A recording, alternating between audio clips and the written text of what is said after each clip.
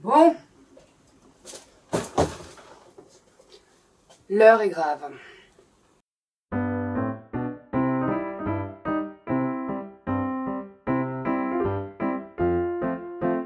Alors, comme si ça suffisait pas d'avoir plus de 300 plantes, bah j'en ai recommandé, je vous l'avais dit.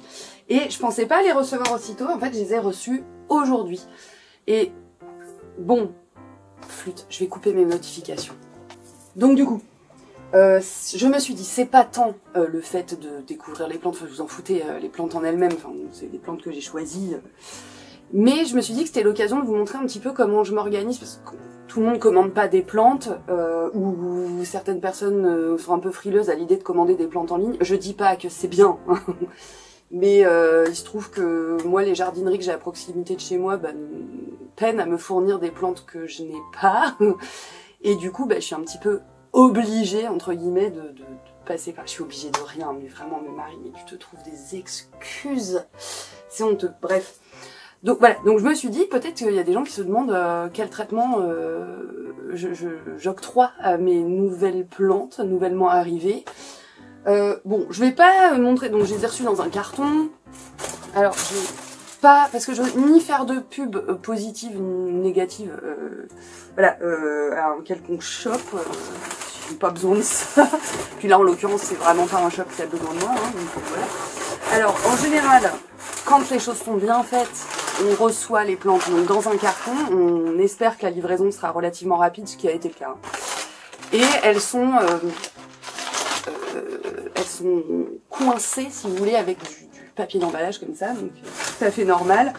L'intérêt du papier, c'est que c'est quand même globalement très respirant, donc ça c'est bien pour éviter que les plantes se prennent un coup de chaud, ou un coup de moisi, ou un coup de tout ce que vous voulez. Voilà, donc bon, alors là, je ne vais pas savoir ce que c'est comme ça. J'ai commandé des plantes de taille moyenne. Quand on commande des baby plantes, des petites plantes, elles arrivent dans des boîtes en plastique. Alors si je vous montre la boîte, vous allez comprendre. Alors l'une des 3 moyennes plantes, attendez, je retire l'étiquette, était dans ce type de boîte en plastique, d'accord, ce qui permet de les protéger. C'était la plante peut-être la plus fragile, donc c'est pour ça qu'elle, ils l'ont mise dans une boîte en plastique. Je vais littéralement foutre du terreau partout. Et les autres étaient simplement emballés dans du papier craft avec un petit collet comme ça, serré, une petite ficelle au niveau de la base du pot pour éviter que tout se casse la gueule. Mais de fait, il y avait un peu de terreau partout. Bon, j'aime pas trop, mais c'est pas grave, c'est pas grave. Et les plantes en elles-mêmes sont pas forcément arrivées dans un état de ouf. En même temps, il fait chaud en ce moment. Mazel tov, enfin. Donc bon. Comme elles sont arrivées vite, ça va, mais elles sont un peu flapoutes. Alors, du coup,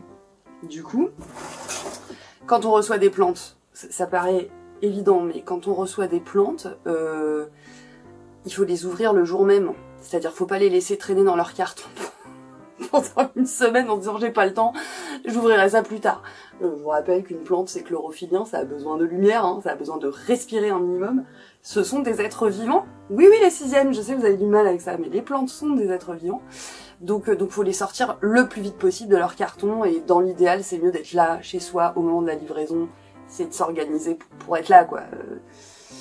Parce que moins elles traînent dans le carton, mieux elles se portent. Hein. Puis alors en hiver, je vous raconte même pas, quand il fait froid et tout, laissez tomber. Hein.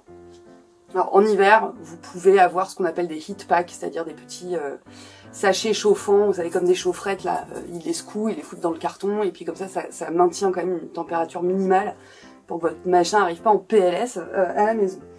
Alors ça, c'est quand les choses sont bien faites. Alors, du coup, première chose, la plante, on la sort de son emballage. Enfin, moi, je donne des grands conseils. Enfin, moi, c'est ce que je fais. Je sors la plante de son emballage et je la laisse dans son substrat, comme ça. Je l'arrose pas direct et tout. Je la laisse juste se redresser, s'acclimater à son nouvel environnement, la nouvelle température, la nouvelle luminosité. Enfin, tout ça, c'est des bouleversements. Alors évidemment, si vous achetez des plantes hyper robustes et pas très fragiles, elles vont s'en remettre très bien. Si vous achetez le gang qui est derrière moi, là, c'est-à-dire des alocasias, et pire, des bébés alocasias, mais alors là...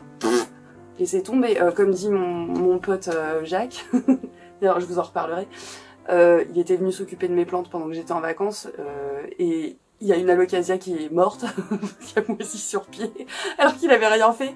Et il m'a dit, je crois que je me suis permise de la regarder.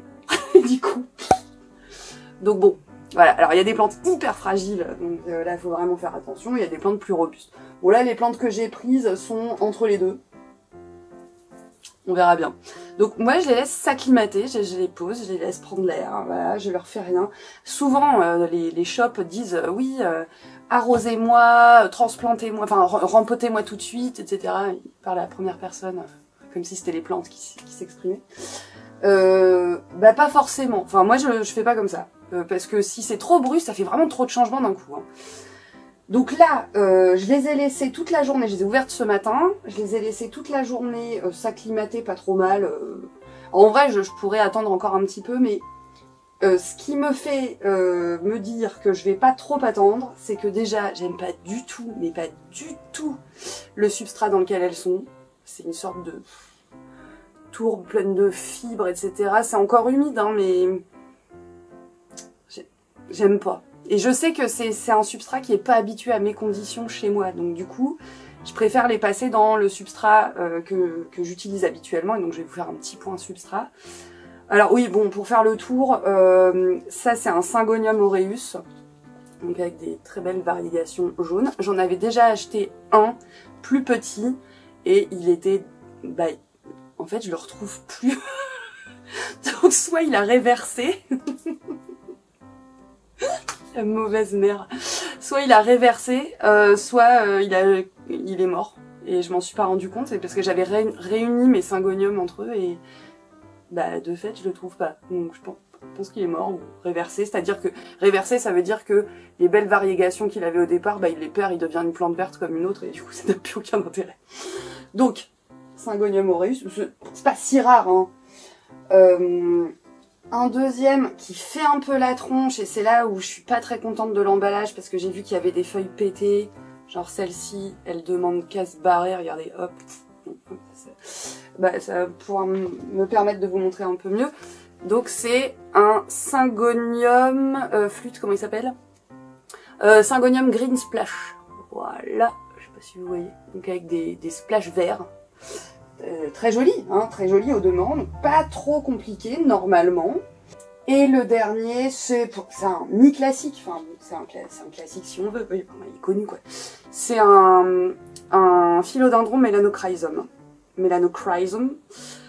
qui est très joli parce qu'il bon, y a une forme de feuille magnifique et puis c'est des feuilles attrape-caca, comme j'aime à le dire. C'est pas de moi cette expression, hein, c'est Sauvan, je crois, du conte Jungle Eden, un truc comme ça.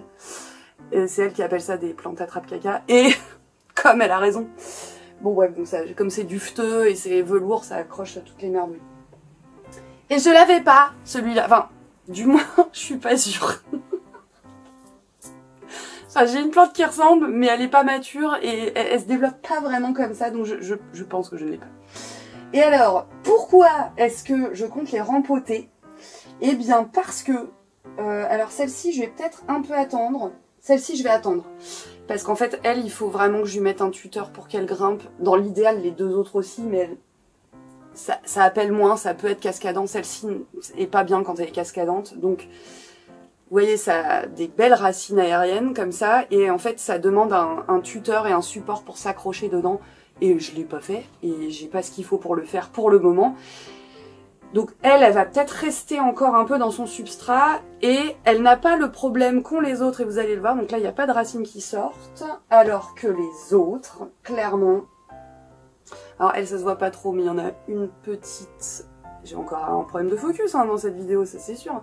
Il y a une petite qui sort du pot là, qui est toute... et je crois une de ce côté-là aussi. Et l'autre, c'est carrément plus criant, il me semble, de ce que j'avais vu. Ouais, voilà. Alors lui, au secours, au secours. I'm going to be en PLS dans pas longtemps, donnez-moi plus d'espace. Donc du coup, je vais rempoter ces deux-là. Donc encore une fois, s'il n'y avait pas eu ce problème de substrat dégueu, enfin dégueu pour moi, hein, et d'encombrement de racines, je l'aurais pas fait maintenant, mais là je vais le faire maintenant. J'aurais attendu encore quelques jours. Donc du coup, mon substrat, c'est l'occasion d'en parler. Alors je suis bête, hein, j'ai filmé tout à l'heure la préparation du substrat, et puis j'ai pas filmé le mélangeage et le résultat final, donc là maintenant j'ai une caisse entière de substrat, donc je vais pas en refaire juste pour la vidéo, mais je vais vous incruster ici ce que je mets dans mon substrat. Donc encore une fois c'est mon mélange, ça va pour moi et ça va pour la plupart de mes tropicales. Après je fais des adaptations selon les plantes. Pour les tropicales comme ça, je mets à peu près 25% de perlite, donc une sorte de... Pour ceux qui savent pas, hein, c'est une sorte de... On dirait de la pierre ponce, mais je sais que c'est pas de la pierre ponce, mais c'est beaucoup plus léger. C'est des petites billes minérales comme ça, un petit peu poreuses, mais qui permettent un bon drainage. En parlant de drainage, je mets aussi 25% à peu près, hein, à la louche, à l'œil. 25% de, voire un peu plus, d'écorce de pin. Je mets les derniers pourcents, c'est-à-dire 50, hein, si mes calculs sont bons, hein, de terreau. Et alors j'utilise du terreau poids plume fertiligène. Alors là, je fais carrément de la pub. En fait, il est très très léger, assez fibreux. Moi j'aime bien, je sais qu'il y a des gens qui détestent ça. Il est fin, il n'y a pas des gros éclats dedans. Et donc mélangé à mes écorces de pin et à ma perlite, ça va très bien. Et je rajoute un peu d'osmocote. Un peu. Voilà, vous verrez sur l'illustration, enfin vous l'avez vu. Un peu d'osmocote, c'est-à-dire de l'engrais à diffusion lente, ce qui me permet, comme je suis pas très douée avec les engrais, d'éviter de tout cramer. Ça permet de pas cramer le système racinaire si on a la main un peu lourde sur l'engrais. Ouais. Bon, moi je fais comme ça. Chacun fait bien ce qu'il veut. Donc, je vais m'atteler au rempotage. Alors, je vais vous montrer ce que ça donne au final. Je vais encore me faire couper la chic au bout de 20 minutes. Donc au final, sans en foutre partout, ça donne ça. Donc je me fais des gros bacs comme ça. Et ça donne un mélange qui est quand même assez léger, assez drainant. Et quand je l'arrose, il colle pas. Vous voyez, enfin, ça fait pas une masse toute collante, ça draine bien. Alors après, j'adapte. Hein, si c'est des cactés, je vais pas faire pareil. Mais pour la plupart de mes plantes, c'est ça que j'utilise. Je me prends pas la tête, ça marche très bien. Et je vais les rempoter en pot terre cuite parce que j'ai décidé de passer une bonne partie de ma collection en pot terre cuite parce que je préfère pour le séchage et notamment en hiver. C'est vachement mieux. Alors sauf certaines plantes qui ont besoin de plus d'eau, là je vois par exemple les asparagus, les fougères, les anthuriums. Et en fait ces plantes qui sont exigeantes en eau, en général je les ai passées en pot. Ça sera une autre vidéo. Comme ça je me prends pas la tête. Mais bon, voilà, donc j'essaye progressivement de passer ma collection en pot terre cuite, parce que j'aime bien. Voilà, bon, encore une fois, je vous dis pas que c'est la chose à faire, mais moi, ça me va bien. Donc sans plus tarder, nous allons nous y mettre sur mon beau bureau que je vais foutre en l'air, évidemment, hein, pour l'occasion. D'habitude, je fais ça dans ma cuisine. Mais là, j'avais pas envie de remettre le trépied sur une boîte, parce qu'il y a un lapin qui zone. Et elle va bouffer tous les cartons. Elle va bouffer tous les cartons pendant que je fais la vidéo, vous allez voir. Bref, on y va. Bon alors, pour le rempotage, vous m'avez déjà vu rempoter dans une autre vidéo, d'ailleurs. Les plantes que j'avais rempotées dans cette vidéo il y a quelques temps. Le papa de l'élève pour qui je faisais la vidéo m'avait demandé comment elles allaient. J'avais dit nickel. Et en fait, ça s'est pas très très bien passé. Elles ont continué à stagner et je les ai carrément... il y en a une, j'ai viré toutes les racines, j'ai remis en eau. Enfin, c'est une catastrophe. Bon, bref, mais... c'est le principe. Enfin, moi, c'est l'honnêteté. Hein. Je vous dis, quand il y a des fois, ça foire. Je sais pas pourquoi. Donc, j'ai préparé pour le rempotage des pots terre cuite, offerts par le fameux Jacques. C'est incroyable. C'est vraiment le généreux donateur de cette vidéo. J'ai toujours un mal de chien à savoir quel diamètre va aller. Alors bon, de toute façon, principe de base pour un rempotage, il vaut mieux choisir un peu petit, enfin c'est-à-dire pas trop petit évidemment, mais éviter de rempoter, en tout cas pour les tropicales, hein, vous rempotez pas dans des pots énormes, parce que les plantes vont s'y perdre, c'est-à-dire ça veut dire quoi? On pourrait se dire, bah en pleine terre, on les fout en pleine terre, et puis elles font leurs racines, et puis elles font leur vie. Oui, bon. Ce qu'il y a, c'est que vous, c'est artificiel la culture en pot, donc quand vous arrosez, vous allez arroser toute la motte de terre, vous allez fournir éventuellement trop d'eau par rapport au volume racinaire, qui va se mettre du coup à pas pouvoir gérer toute cette eau, et le pot va pas sécher, et du coup les racines vont moisir, etc. C'est pour ça qu'on conseille en général d'y aller progressivement en termes de taille de pot. Alors moi, cela dit, je vais être à nouveau totalement honnête, j'ai des pots qui sont trop gros, notamment j'ai des philodendrons en jardinière, je vous insérerai si vous voulez un petit petit truc, petit close-up de ça. Et évidemment, je m'amuse pas à acheter tous les mois une jardinière légèrement plus grande parce que vu le prix des jardinières, si vous voulez, voilà. Donc ce que je fais, c'est que je fous le philodendron rampant à un coin de la jardinière et le reste, je remplis de billes d'argile et d'un petit dessus de substrat, gentiment, histoire de quand même cloisonner un petit peu la plante dans son pot. Donc parfois, j'utilise des pots trop grands parce que j'ai rien d'autre sous la main et je mets un fond de drainage en fait au fond. Soit des billes d'argile, soit du pont quand vraiment j'ai les moyens, mais enfin, une bille d'argile c'est un peu moins cher. Et puis en fait du coup je remplis que ça de substrat, vous voyez, je remplis pas tout le pot. Bon, c'est une possibilité. Enfin là je pense que ça devrait le faire. Donc comme le but du jeu c'est de virer tout le substrat initial parce que j'aime trop, et ben allons-y, c'est parti, puis on va y aller en accéléré parce que franchement aucun intérêt.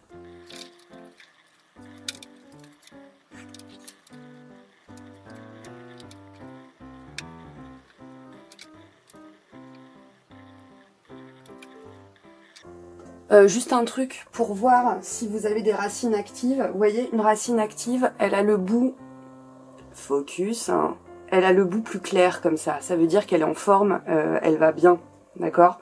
Elle continue à pousser par son extrémité, donc ça c'est bon signe. Et là je suis en train de démêler le chignon.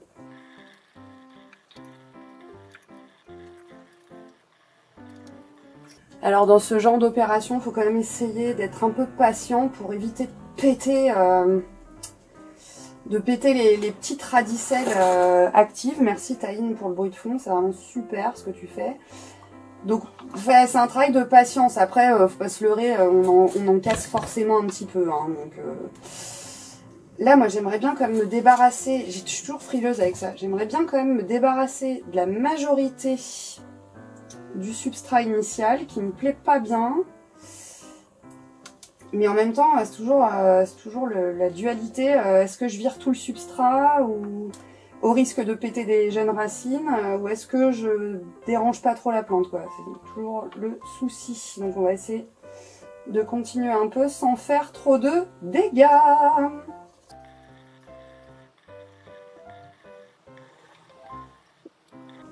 Bon, alors ce que je vous dis là, honnêtement, c'est vraiment pas très original. Hein. Si vous suivez un petit peu des chaînes plantes... vous avez déjà vu ça 800 milliards de fois. Mais je sais pas pourquoi, moi, j'ai beau l'avoir vu plein de fois, j'adore regarder des vidéastes qui font cette opération. Ça, je trouve ça hyper satisfaisant. Un petit peu taré, peut-être.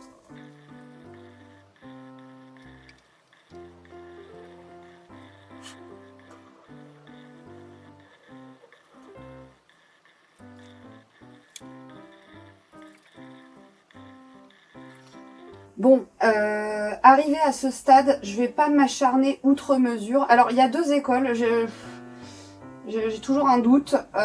Si je devais passer cette plante en pont, c'est-à-dire en hydropassive, c'est-à-dire avec les racines dans l'eau pure et dans un substrat 100% minéral, je l'aurais rincé.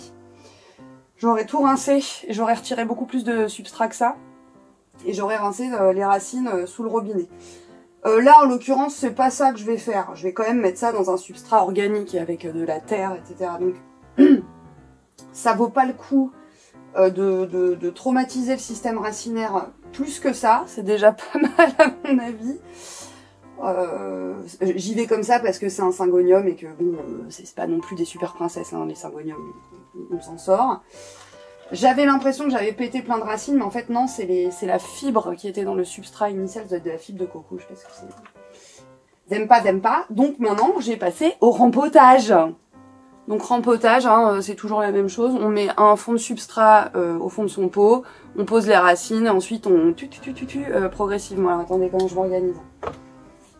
Oui, donc là, le pot me paraît pas délirant, hein, ça va aller, d'autant que c'est un cutting. C'est un cutting avec double enracinage à 2 nœuds successifs. Je sais pas si vous voyez, il y a des racines qui partent d'un nœud là et il y a des racines qui partent de ce nœud là. Donc bon, il faut quand même lui donner un petit peu de volume, un peu de surface. Donc c'est parti. Moi je fais ça, c'est pas très intéressant et puis je vous reprends après. Bon voilà, la merveille est rempotée. Alors j'ai évidemment pris garde à ne pas enfouir les nouvelles pousses qui arrivent, hein, notamment ici. J'ai veillé à bien taper le pot comme ça pour que le substrat passe bien entre les radicelles. Et puis pour m'en assurer, je vais évidemment doucher tout ça, bien laisser s'évacuer l'eau. Alors oui, Pots terre cuite, intéressant, je les ai évidemment rincés. Donc c'était des pots d'occasion que m'avait trouvé Jacques. Et je les ai rincés parce qu'il y avait des restes de terre, etc. Alors dans l'idéal, il faut vraiment bien les nettoyer. Bon, ils avaient patienté pendant un certain temps sans plantes dedans, donc je pense pas qu'il y ait encore de spores ou de choses comme ça qui pourraient contaminer mon substrat.